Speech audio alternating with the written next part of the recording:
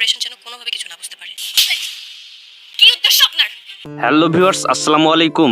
আশা করছি সকলে অনেক ভালো আছেন। আজকে আমি কথা বলতে চলেছি দুনিয়া টাকার গোলাম নাটকের ১৩ নম্বর এপিসোড নিয়ে। দুনিয়া টাকার গোলাম নাটকের ১৩ নম্বর এপিসোডটি কবে আসবে এবং কি করলে আপনি সবার আগেই দেখতে পারবেন এবং ১৩ নম্বর এপিসোডে কি কি ঘটার সম্ভাবনা রয়েছে সব কিছুই জানাবো আজকের এই ভিডিওতে। তাই ভিডিওটি কেউ ১ সেকেন্ডও মিস করবেন না। বন্ধুরা, দুনিয়া টাকার গোলাম নাটকের ১৩ নম্বর এপিসোডটি আপনারা দেখতে পারবেন আগামী ৫ই জুলাই দুপুর ১২টায়।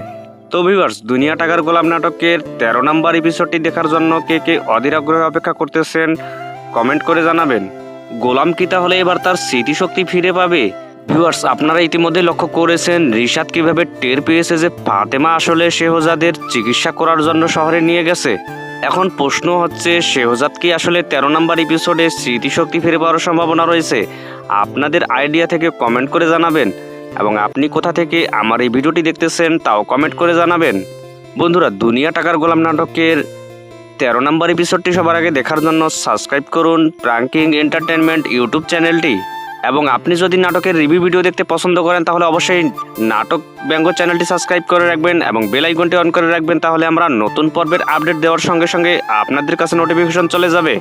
তো ভিউয়ার্স, একটি রিভিউ ভিডিও তৈরি করতে অনেক কষ্ট করতে হয়, কিন্তু আপনাদের লাইক দিতে কোনো সময় লাগে না। দয়া করে একটি লাইক করবেন এবং ভিডিওটি কন্টিনিউ করবেন।